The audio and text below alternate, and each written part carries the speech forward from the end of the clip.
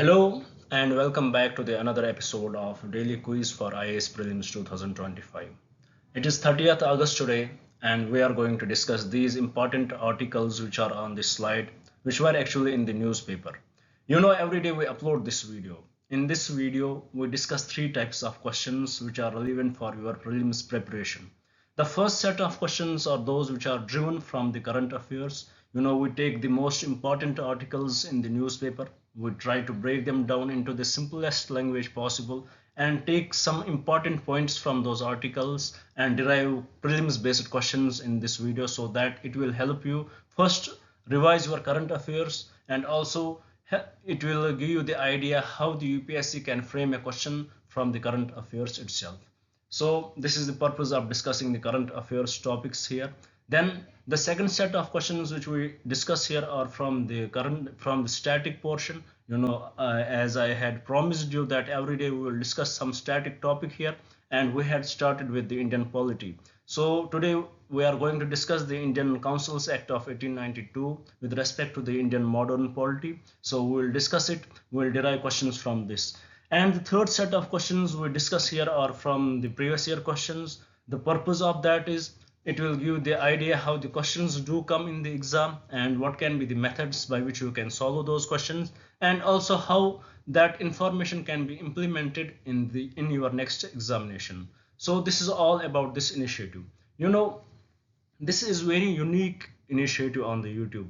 You would find various YouTube channels, they discuss such questions, they discuss news analysis, but you won't it would be very hard for you to find a YouTube channel where everything is included. So basically this is the all side attack on your preparation. It is the one-stop destination for you. And one important thing about this channel is once you write in the comments what else do you need, we will definitely include that also. So it is all for you guys. Now without any delay, let's start our discussion. But before we start our discussion, I would like to request you a few things. The first one, please open your notebook and start writing these questions. What you will ask me, what is the purpose of writing these questions? It is very easy. First, if you will write these questions every day, you will develop the question bank for yourself. When your exams would be near, it would be easy for you to revise your current affairs from those question bank, and also it will boost your confidence while entering the exam hall. Or दूसरी बात, it would be good for you if you will you will note these questions. Who knows, maybe many questions in your next UPSC exam, maybe direct implementations would be, there would be direct connection from those those questions asked in the exam and those questions which we discuss here. Maybe there would be many direct questions asked in the exam. UPSC has the trend that they ask from the current affairs. So who knows, many questions will coincide. So my request to you guys is please do write these questions, at least take screenshot of these questions. It would be very much beneficial for you guys. And also my final request to you guys is please do subscribe the channel and share it with your friends, and also do write in the comments what are the next things which we should introduce here. And please do also write in the comments what are the changes which we should bring in our teaching style. It is our first time teaching here, we are trying our best, and please do write in the comments, give your feedback what changes which we should bring in. With this, let's have a look at the topics which we have to discuss today. If you would have read your newspaper today, you would have definitely come through this gender budget 2024-25. We will see how does this budget 2024-25 it dealt with the gender budgeting. It dealt with how does it dealt with gender responsive budgeting. We will discuss about it. After that, you might have seen that the Telegram CEO, he was arrested in France. We will discuss about it, and the core concept behind it is the freedom of speech. And after that, if you had been with me, you would have seen that this bio E3 policy, we had discussed it earlier, but here we are going to take some more questions from this article so that it will give you the more idea about it. And after that, we will discuss about the Assam new Muslim marriage bill which they introduced, which they passed. We will discuss about it. After that, we will discuss about the issue of Manrega in West Bengal. After that, we will discuss about the power to list castes in scheduled caste and scheduled tribes, issue with the Karnataka. We'll discuss about it. Then we will discuss the important article which is She-Box portal. We'll little bit discuss about it and frame question from this article. And finally, we will discuss the Indian Councils Act of 1892 and some previous year questions. With this, let's move to the you know, first slide, which contains the questions with respect to the gender budget 2024-25. In fact, it in particular contains the question with respect to the gender budgeting. Before we go through this question, before we start answering this question, let's go to the context of this discussion, why we are taking this question directly here. The context is that, in this year's budget in 2024 to 2025, in this budget, the amount of money which was given to the gender responsive budgeting was increased. It has been increased to the 6.8%. It has been done first time, and if in real rupees we will count it, it would be more than 3 lakh crore rupees. So this much amount of money is given in this year's budget for the gender responsive budgeting. So about gender responsive budgeting, let's go back to the back into the history, few decades back. Let's see what is it about and when it was brought in. About this gender responsive budgeting, it was brought in the year 2005-2006. It was first time introduced. Government of India introduced it. What was the purpose? To allocate funds for the empowerment of women, for empowerment of girl child, how they will empower the girl child by the various schemes which the government has brought in from those days. So the purpose of the gender responsive budgeting, it was introduced in 2005-2006. A purpose was to empower, to uplift the woman, to uplift the girl child through various schemes which the government has brought in. Basically, if we will analyze about gender responsive budgeting, the schemes which are brought through this, the schemes which are brought through this, they are basically divided into two categories. The first category, which are those type of schemes in which they are fully funded for the woman. They are particular for the woman, 100% budget in those schemes. I am talking about the two types of schemes here. The first type of scheme are those schemes in which full budget is for the woman, and the other type are those schemes in which at least 30% budget is specific for the woman. So what is the purpose? The purpose of this gender budgeting is to go for the equity. Our country has suffered, the woman in our country has suffered since ages. There is inequality everywhere for the woman. So the purpose was to uplift those women, to provide them the proper education, to provide them the proper opportunities for the employment and other ways by which we can uplift them. So this used to happen earlier. And also, what was the budget before 2024-25? The amount which was given to it was approximately 5% on average. 5% of the GDP was specific to the gender budgeting. But this year there are few changes. In this year's budget 2024-2025, the budget for this for the gender responsive budgeting, it has been increased to the 6.8% of the GDP, and also in real rupees it is more than 3 lakh crore rupees. And also in this scheme, another type of scheme was added. For example, earlier we have two types of schemes. In this year's budget, the third type was also introduced. In the first type, there are the first type of schemes are fully funded for the woman. Second type of schemes in which at least 30% is for the woman, and the third type of scheme which was added this year in this category are those which contain less than 30% for specific for the woman. In this third type of scheme, we can say that the Manrega comes under it. So this is a whole crux about the idea of the gender responsive budgeting, why we are discussing it here. As you know that the purpose of this initiative is not to discuss the news analysis. The purpose is to discuss the questions which we can derive from those news articles. So let us see what the question says here. The first question, it says gender responsive budgeting is a crucial mechanism for promoting gender equality in public finance management. Which of the following statements regarding gender responsive budgeting in India are correct? So let's have a look at the statements. First statement, gender responsive budgeting aims to assess the impact of government budgets on gender equality and to ensure that public resources are allocated in a way that addresses the needs of both men and women equally. 100% correct, nothing wrong with this statement.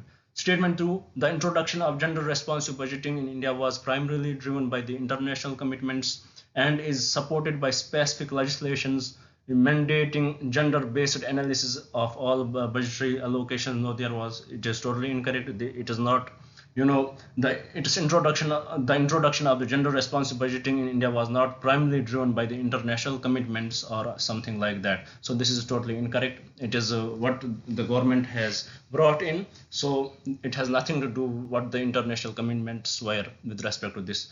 The third statement, in India, gender responsive budgeting is implemented through a series of gender specific schemes and programs, 100% correct, which are mostly monitored by the Ministry of Women and Child Development, 100% correct. So statement 3 is also correct. So the correct answer with respect to this question is the statement 1 and statement 3 only. And from the code given below, the correct code would be option C. So with this, I hope you had understood the question, you had understood the context of this question. With this, let's move to the another question which we have on the next slide. Here, it talks about the freedom of speech and expression. You know why we had taken this question here? What was the purpose, what was the need of taking direct question from the Article 19, from the freedom of speech and expression in India? So the context is that the Telegram CEO, he was arrested in France. Why he was arrested in France? Because of the policies he had, because of the policies of Telegram he enjoys. He believes in the extreme level of freedom of speech. He believes that there should be no cap on it. People should be allowed to say whatever they want to say, but there are various concerns with respect to Telegram itself, because it has been found that pornographic content has been circulated on the Telegram app itself, and unfortunately those pornographic content is related to the minors, so minor pornography is circulated on that. And also there had been cases where terrorists are using this app for the communication purpose, and the policies they have, the Telegram owner, he believes in the policy of extreme privacy. So when asked about the accounts which were associated with the terrorists, they did not give the information to the authorities which wanted that. So there are various issues. And also in India itself, if we would see this issue with respect to the Indian context, we had seen that SEBI has highlighted that there had been many such events are going on this app which are against the Indian laws. For example, there had been there gambling is happening on this app, and other potential abuse of blackmailing is happening on this app. So it goes against our market rules also. So there are concerns are rising in India that very soon this app may be blocked. Very soon this app may be blocked in our country too. And also, if we remember that during the NEET examination scam, it was said that many papers were leaked on this particular app also. Why these countries have issue with this Telegram? Because of its extreme policies of freedom of speech and extreme protection to the protection of the privacy. They don't provide the privacy of the people. Here you can ask a question, sir, it is not the owner who is doing all that stuff, it is the people who are using the app. Yes, absolutely, you are true, it is the people who are using the app, but he has some responsibility too. He should not, Telegram is not like the WhatsApp that there is end-to-end encryption. It is not like WhatsApp. It is like a social media. Millions of people follow some channel, and it is very much important that they should handle this issue. They should handle what content to promote on that app. Like they should follow the rules like the Meta does and other social media apps do. If they don't do that, they will be punished for that, and that is the reason why this owner has been arrested. So with respect to the freedom of speech in context of India, we had framed a question here. The question says, the freedom of speech and expression in India is a fundamental right enshrined in the constitution. Which of the following statements about this right are correct? The first statement, the freedom of speech and expression under article 19(1)(a) of the Indian constitution is absolute and has no limitation. Totally incorrect, because it has at least 8 limitations which are given in the Indian constitution itself in article 19(1)(b). The limitations are there.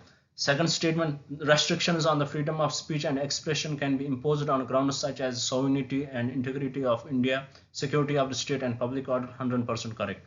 Third statement, the Supreme Court of India has the authority to adjudicate and determine the extent of permissible restrictions on the freedom of speech and expression. 100% correct. So from this statement, the correct options are option 2 and option 3, and from the code given below, the correct code would be option B. With this, I hope you understood the context why we have taken this question and this question itself. Now moving to the another question which is on the next. It talks about the use of biotechnology. Recently we had discussed the Bio E3 policy, which means, in this context, let me explain you a few things. Biotechnology is one of the main technology which is prevailing in the world right now, and which is the most needed right now because of the cure to the various diseases, because of the various technologies which we brought in by the by that means. It is very much necessary for the world. Every country is trying its best to reach to go for the advances in the biotechnology. Every country has invested huge amount of money, especially China, USA and other countries. So does the India, but the approach India had in previous years till now, it is very slow. We are slowly increasing this industry. The reason for that is because of the lack of funds in this particular industry. Second, we don't have the proper technology by which we can implement the biotechnology in a proper way. The environment here is not that good. The education system, it raises money questions with respect to the practical education in colleges and all that stuff. So with respect to this, the technological need of the biotechnology right now, the government has introduced the policy of Bio E3 policy, in which the focus would be on the economic impact of the biotechnology, environmental impact of the biotechnology, and the employment impact of the biotechnology, how biotechnology can impact the economy, environment and employment. And there are various advantages and various applications of biotechnology in the current world. Now let's have a look at the question which we had framed from this article. Let's see what the question says. Question number 3, it says biotechnology has diverse applications across various fields. Which of the following are considered applications of biotechnology? First, development of genetically modified crops to enhance yield and resistance to pests. 100% correct. It helps in agriculture. Second, use of CRISPR technology for gene editing to treat genetic disorders. 100% correct in medical science. Third, production of biofuels from agriculture waste to reduce dependency on fossil fuels. 100% correct. Fourth, development of synthetic chemicals for industrial purposes without biological components. This makes no sense. If there are no biological components, then it would become fully chemical or some other way. So statement 4 is incorrect. From this question, the correct options are option 1, 2 and 3, and the code given below, the correct code would be option A. Now with this, I hope you had understood the context of this question and question itself. Now with this, let's move to the another article, another question on the slide here. It talks about the Assam Muslim Marriage Regulation Act 1935. It has been amended by, it has been replaced by the Assam government.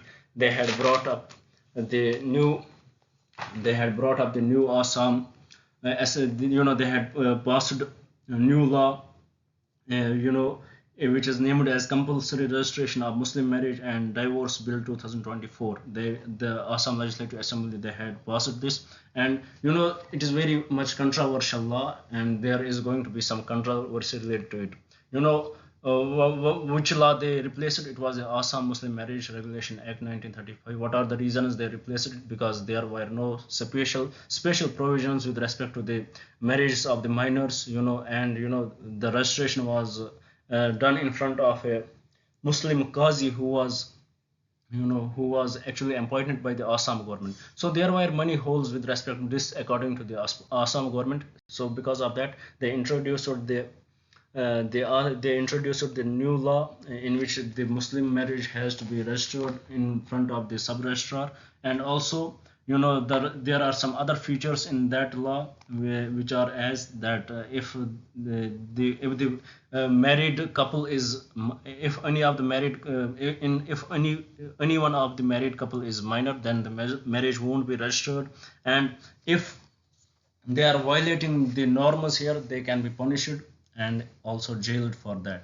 So these this law, this compulsory registration of Muslim marriage and divorce bill will definitely go to the Supreme Court. People will challenge it because it violates the personal Muslim law. It violates by implementing such laws, the minority comes under action. They will definitely come under action, and it can be misused. Such laws can be misused against the minorities, and harassment to the minorities. So with respect to this article, we had framed a question here. Actually, it is about the Assam Muslim Marriage Regulation Act 1935. It was about what the let's see what the question says. The Assam Muslim Marriage Regulation Act 1935 was enacted to address certain aspects of Muslim personal law in Assam. Which of the following statements regarding the act are correct? The first statement: the act regulates the registration of marriage and divorce among Muslims in Assam. 100% correct. Second, it mandates that Muslim marriage in Assam must be registered with a government authority to be legally recognized. 100% correct, and that authority is the Muslim Qazi. Third, the act provides for the appointment of a marriage registrar to oversee the registration process and maintain marriage records. 100% correct. So for this, the correct option is option 1, 2, and 3. All the statements are correct with respect to this question. I hope you had understood the context behind it and you had understood the question itself. Now with this, let's move to the another question on the next. It talks about in the context of the government schemes like Mahatma Gandhi National Rural Employment Guarantee Act, which of the following statements regarding the withholding of funds are correct? So why we are taking this question here? Because it has some history behind it. When Manrega was implemented in different states, in it the center provides the funds. It was implemented in West Bengal too, but there were various concerns with respect to the corruption and with respect to the misuse of the money. Because of that, the center invoked the section 27 and it withheld the money. And unfortunately, when they withheld the money, those who had worked under this scheme, they were not granted the money which they needed that time, which they had earned by their hard work. Because why central withhold that money? Because there were concerns that the government in the West Bengal, there are huge corruptions going on around this Manrega scheme. So this is the context in nutshell about with respect to this question. Now let's look at the question itself. Let's see what the question says. In the context of government schemes like the Mahatma Gandhi National Rural Employment Guarantee Act, which of the following statements regarding the withholding of funds are correct? First statement: the central government can withhold funds from states if there are significant discrepancies or irregularities in the implementation of Manrega, as it was with respect to the West Bengal. So this statement is 100% correct. The central government invoked the section 27 of this of the Manrega, and they withhold the money. Second statement: withholding of funds is a measure taken to ensure compliance with the financial management and reporting standards set under the scheme. 100% correct. Third statement: states are required to provide a detailed explanation and corrective action plan before the release of withheld funds. 100% correct. So with this, for the question number 5, all the statements are correct, and from the code given below, the correct option is option D.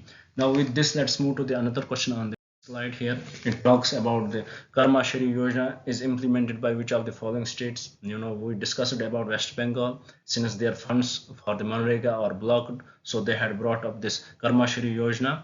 It guarantees 50 days work for the unskilled labor. So for this question, for the question number 6, the correct option is option B, which is West Bengal.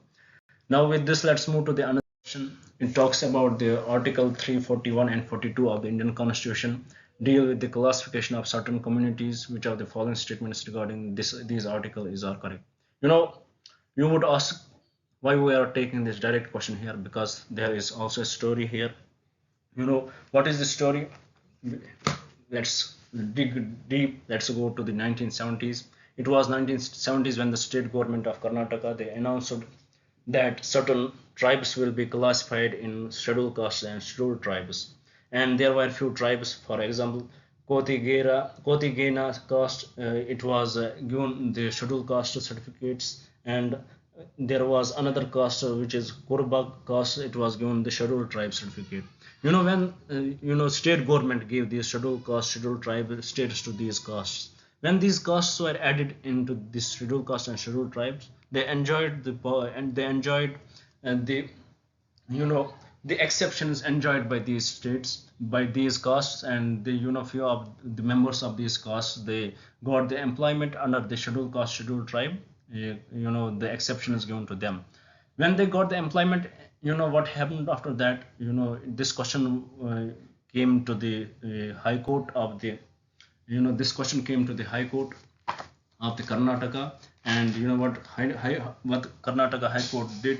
It said that it is totally unconstitutional, because it is not under the purview of the state assembly that they will add some schedule, some caste under these categories. It is up to the parliament. They have to amend the constitution and they have to add it. So it is totally up to the center, not up to the states. So what the court did, the court said that they are going to and the earlier and their states and the states of these castes which were given the scheduled caste and scheduled tribe status.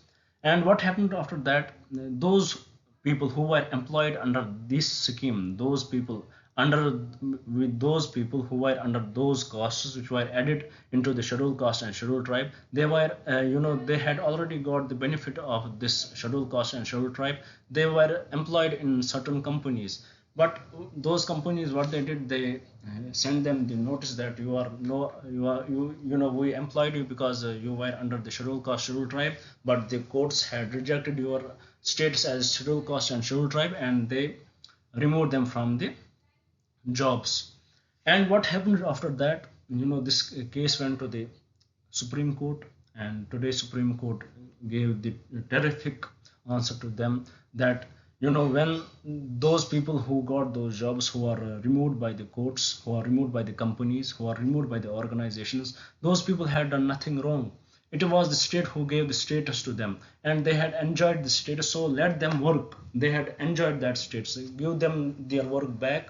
And also, from right on, what other status these scheduled castes and scheduled tribes enjoy, those status won't be given to these castes.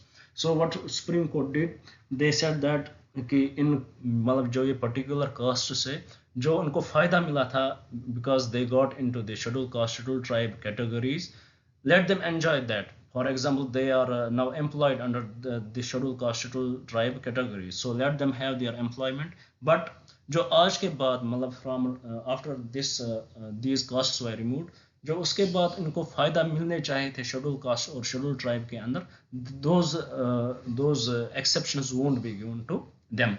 So this is the whole context behind this question. Now let's have a look at this question itself. The question says Article 341 and 342 of the Indian Constitution deal with the classification of certain communities. Which of the following statements regarding these articles are correct? First statement, Article 341 provides the criteria for the inclusion of communities as scheduled castes in a particular state or union territory based on the President's notification. 100% correct. Statement 2, Article 342 outlines the procedure for the inclusion of communities as scheduled tribes in a state or union territory, and also provides for the exclusion of such communities. 100% exclusion of such communities. 100% correct. Statement 3, the lists of SCs and STs are notified under the Article 341 and 342 can be modified by the Parliament through an amendment to the Constitution. 100% correct. So for this question, all the statements are correct, and from the code given below, the correct option is option D. I hope With this, you had understood the question itself and you were able to connect with the context of this question. Now, after that, let's have a look at the last question from the current affairs session. It talks about the sheep box portal is an initiative by the government of India aimed at addressing specific issues. Which of the following statements regarding the sheep box portal is are correct? You know, recently the government of India they had actually launched this way back uh, in they had actually launched this sheep box portal in 2013 itself, but sorry, in 2017 itself. What was the purpose of this? It came after the 2013 when when the special laws were made for the women, as they were protected and prevented from the sexual harassment at their workplace. So because of this, the Ministry of Women and Child Development, they brought sheep books in 2017. So today it was in the news because the government has relaunched it with some specific features. Now let's have a look at this question. Let's get the brief idea about it. The question says the She-Box portal is an initiative by the Government of India aimed at addressing specific issues. Which of the following statements regarding the She-Box portal are correct? Statement 1. The She-Box portal is designed to provide a single window platform for filing complaints related to the sexual harassment at the workplace. 100% correct. Statement 2. The portal allows employees in both the public and private sectors to register their grievances and ensure their resolution by the designated committees. 100% correct. Statement 3. She-Box is an initiative that also offers legal assistance to complaints and facilitates direct interaction with the National Commission for Women. No, there is no direct interaction with the National Commission for Women, so this is incorrect. So for this question, the correct statement is statement 1 and 2 only. With this, let's move to the another. With this, we had completed the questions with respect to the current affairs. Now let's have a look at the questions from the let's have a look at the static topic which we have to discuss. Today we have to discuss about the Indian Councils Act of 1892. If you had watched till now my video, then I have a great respect for you. And now what I will say is very much important for you. You would be wondering why we are discussing these modern history questions, modern history topics here. You know, listen guys, this is very much important for you to understand the Indian polity. अगर आपको ये knowledge नहीं होगी कि what were the changes in the history, how British used its policies in controlling the India, how British used its policies in in governing the India. We have to understand the Indian polity. We have to understand that first अगर हम देखेंगे, we were first very much decentralized. When British came, there were different kingdoms in India, regional kingdoms in India. Then the first approach what the British did, they tried to act like the white Mughals. So what they tried to do, they tried to re-centralize it.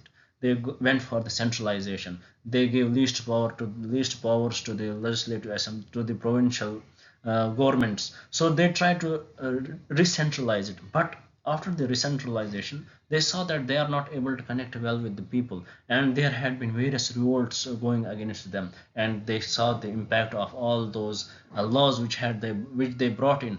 The impact of all those laws, they saw it in the revolt of 1857.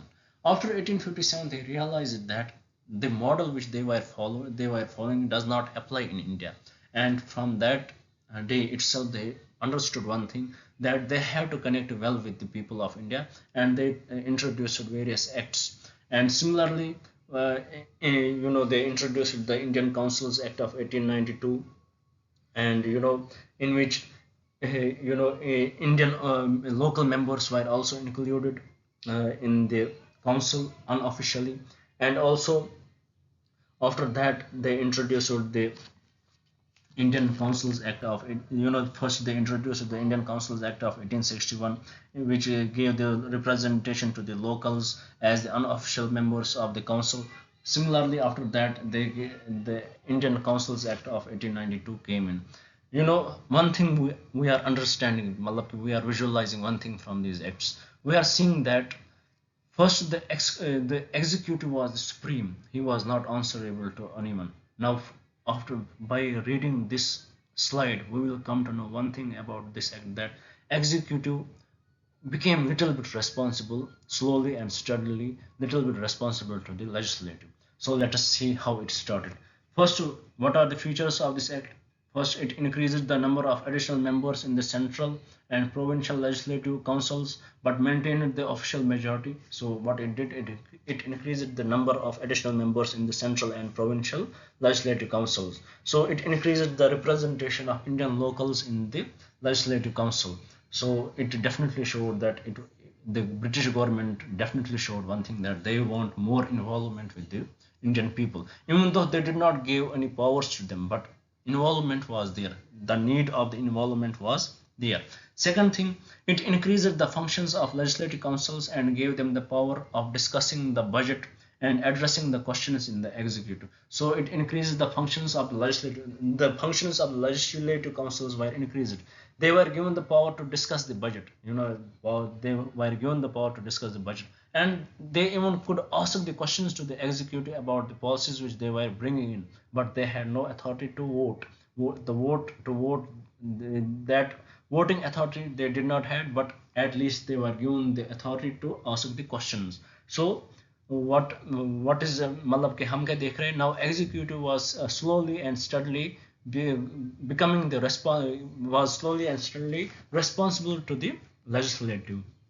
And third important thing in this Indian Councils Act of 1892 was it provided for the nomination of some non-official members of the Central Legislative Council by the Viceroy on the recommendation of the Provincial Legislative Council and the Bengal Chamber of Commerce. So there was more, nomination of some non-official members of the Central Legislative Council. So it indirectly paved the way for the elections, but the word election was not itself mentioned in this act. So this is in nutshell about the Indian Councils Act of 1892. I hope you had understood it. I doubt you would have reached till this long watching my video, but hopes are still there. Someday somebody will watch it here, and please, whenever you watch, do write in the comment that what are the changes we should bring in. Now, with respect to this Indian Councils Act of 1892, let's see how UPSC can frame a question here. They would have brought up many questions with respect to it. Now let's see here how UPSC can frame a question from this act itself. The question says, the Indian Councils Act of 1892 was a significant legislative measure in the history of British India. 100% correct. Which of the following statements regarding the Indian Councils Act of 1892 is correct? The first statement, the Act increased the number of non-official members in the Legislative Council, allowing for a greater representation of Indians. 100% correct. Statement 2, it introduced the principle of separate electorates for Muslims, which was later formalized by the Indian Councils Act of 1909. Totally incorrect, totally absurd. Third statement, the act allowed for the discussion of the budget and other important matters in the Legislative Council, but did not grant the power to vote on them. 100% correct. So for this, the correct statement for this question, the correct answer is option 1 and statement 1 and statement 3. And from the code given below, the correct option is option C, which is 1 and 3 only. With this, we had completed our today's static topic also. Now let's have a look at the previous year questions which we have to discuss today. Let's get some knowledge from them, and let's see how we can implement that knowledge in our next exam. Here the question says, consider the following statements. We have to find out which of in these statements which of the statement is correct. The first statement, Robert Clive was the first Governor General of Bengal. If you had followed me, you would definitely mark it incorrect, because we had discussed this particular sentence, because it was not Robert Clive, it was Warren Hastings, who was the first Governor General of Bengal. So first statement is totally incorrect. Second statement, William Bentinck was the first Governor General of India. 100% correct. So for this question, the correct statement is statement B only. Statement A is incorrect because it is not Robert Clive. It was Warren Hastings, who was the first Governor General of Bengal. Coming to the question number 2, it talks about in collaboration with David Harry and Alexander Duff, Who of the following established a Hindu college at Calcutta? Was he Henry Louis Vivan de Rousseau? Was he Ishwar Chandra Vidyasagar? Was he Keshav Chandra Sen? Or was he Raja Ram Mohan Roy? He was definitely Raja Ram Mohan Roy. So for this question, the correct option is option D. Now coming to the last question of today's discussion, it says, who among the following Governor Generals created the Covenant Civil Services of India, who later came to be known as the Indian Civil Services? Was he Warren Hastings? Was he Lord Wellesley? Was he Lord Cornwallis? Or was he William Bentinck? He was definitely Lord Cornwallis. So for this question, the correct option is option C. With this, we complete today's discussion. I hope you would like the video. I hope you would share it with your friends, and I hope you would definitely subscribe the channel. And please do write in the comments what are the further initiatives which we should bring in for you guys and help you in passing this year's exam. Thank you for staying.